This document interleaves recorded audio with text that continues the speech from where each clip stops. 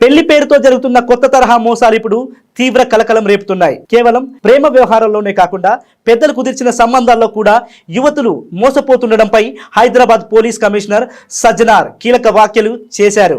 నిశ్చితార్థమైన తర్వాత కూడా యువతులు అప్రమత్తంగా ఉండాలని ఆయన హెచ్చరించారు. ప్రస్తుతం మోసగాళ్లు తమ పంతాను మార్చుకున్నారని, ముందుగా సాంప్రదాయబద్ధంగా పెళ్లి చూపులు నిశ్చితార్థం జరిపించుకొని ఆ తర్వాత పెళ్లి ఖాయమైంది కదా అనే చనువును ఆసరాగా చేసుకొని యువతులతో సన్నిహితంగా మెలగడం, మాయ మాటలతో వారిని ఎమోషనల్ బ్లాక్మెయిల్ చేస్తూ శారీరకంగా లోబర్చుకోవడం వంటి ఘటనలు వెలుగులోకి వస్తున్నాయని సజ్జనార్ తెలిపారు. తీరా పెళ్లి సమయం దగ్గర పడ్డాక తమ అసలు రంగును బయటపెడుతూ అదనపు కట్నం కావాలని, లేదంటే పెళ్లి రద్దు చేస్తామని బెదిరింపులకు పాల్పడుతున్నట్లు తమ ట్వీట్లో పేర్కొన్నారు. అయితే సమాజంలో పరువు పోతుందనే భయంతో చాలా మంది బాధితులు పోలీసులకు ఫిర్యాదు చేసేందుకు వెనుకాడుతున్నారు. బాధితుల మౌనాన్ని ఆసరాగా చేసుకొని ఈ కేటుగాళ్లు మరింతగా రెచ్చిపోతున్నారని షీ టీమ్స్ స్పష్టం చేస్తున్నాయని తెలిపారు.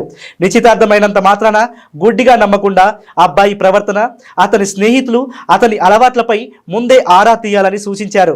ముఖ్యంగా పెళ్లికి ముందే శారీరక సంబంధం కోసం ఒత్తిడి చేస్తే అది ఖచ్చితంగా ప్రమాద సంకేతమని గ్రహించాలని హెచ్చరించారు. ఇలాంటి మోసగాళ్ల చేతిలో చిక్కుకున్న వాళ్ళు భయపడకుండా ముందుకు రావాలని, బాధితుల వివరాలను అత్యంత గోప్యంగా ఉంచుతామని ఆయన భరోసానిచ్చారు.